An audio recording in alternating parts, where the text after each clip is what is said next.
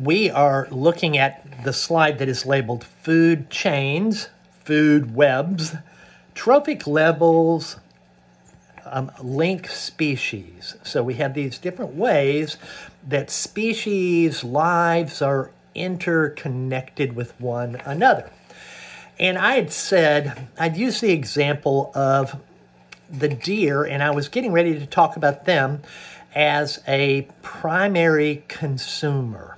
So when we talk about ecology, we had said at the end of the last talk, just a minute ago, I had said that they were primary producers. And we'd said, what are primary producers?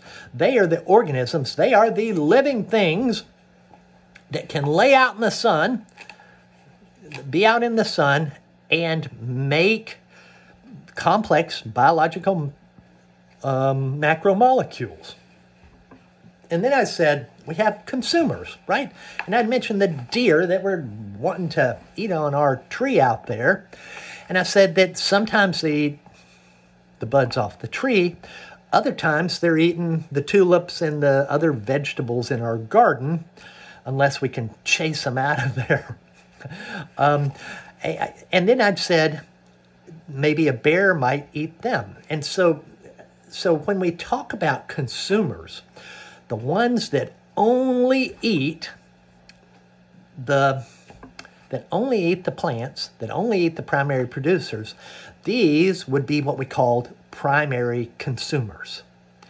And so I'd said the deer, this is an example, white-tailed deer would be an example of a herbivore, which is also another name for a primary consumer.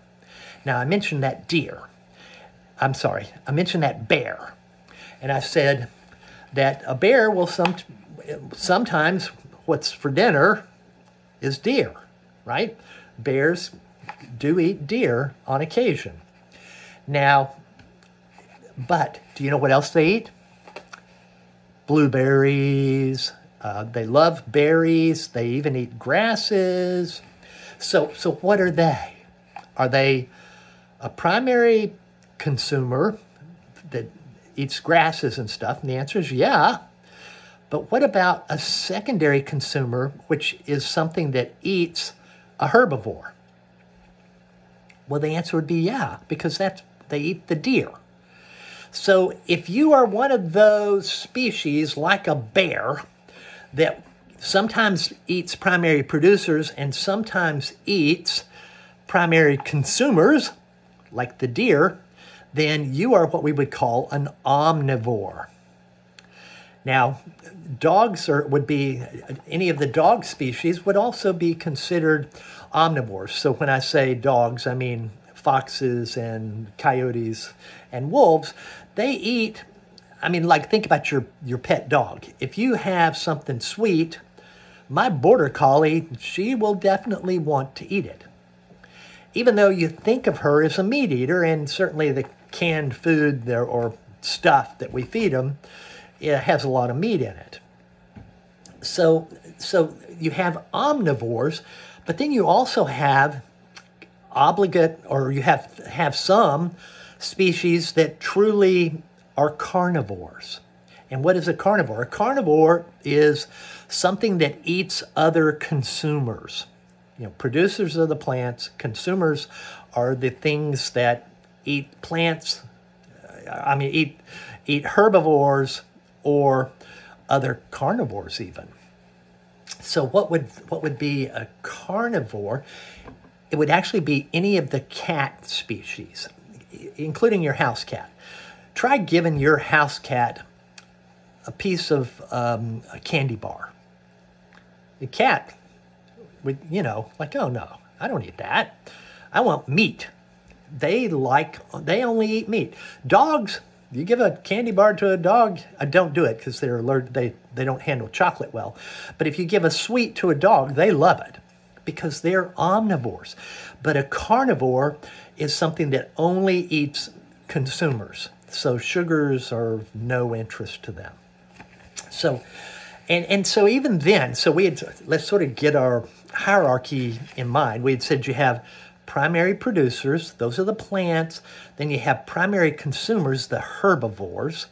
And then you have the stuff that's eating the herbivores, and that would be a secondary consumer. And so we could even think of something like a snake. So if a snake eats a mouse that ate the grass, that would be a secondary consumer. But do you know we even have tertiary consumers? So what about an eagle that eats a snake that ate a mouse that ate the grass? Well, that would be the third level up. and so on. So you can get up 3 or 4 levels on the consumer side of things. So you have those, and then you have one more major category, something we tend to forget, and that would be the decomposers. So regardless of what you are, whether you're a plant, a herbivore, snake, secondary consumer, an eagle, a tertiary consumer, when you die, there are microbes and scavenging type animals that are decomposers. And actually, when you study the energy in the ecosystem, the decomposers consist of or account for a lot of the energy in the ecosystem. Okay, so what was I talking about? I just was looking at my notes here, and we're at this point where it says trophic levels. So when we look at trophic levels, that's what we're talking about. Trophic means feeding levels. So we have these different feeding levels, and they can be herbivores or carnivores, and we had said that you can go up through this level, these various levels, to maybe 4 or 5 levels up. And then we had said, in addition to that, you also have to think about the decomposers, and that's the next slide. And these can be anything from like a coyote or a crow. If you're driving down the highway and you see some rotten dead animal on the road, you're very likely to see a crow or a vulture, but you're more likely to see a crow pecking away and getting at the marrow in the bones of the dead animal, right? So that's an example of a scavenging decomposer. But there's a lot more to it. Even if you put a cage, and people do these kinds of studies, if you put a cage around a dead carcass out in the woods so that none of the scavengers can get to it, it'll decompose, it'll go away. And why is that? It's because we have microbes. We have fungi and bacteria that are also decomposing that organism. So we have scavengers, we have detritivores. This is a little bit different. So we have the scavengers and the microorganisms that break down the dead animals.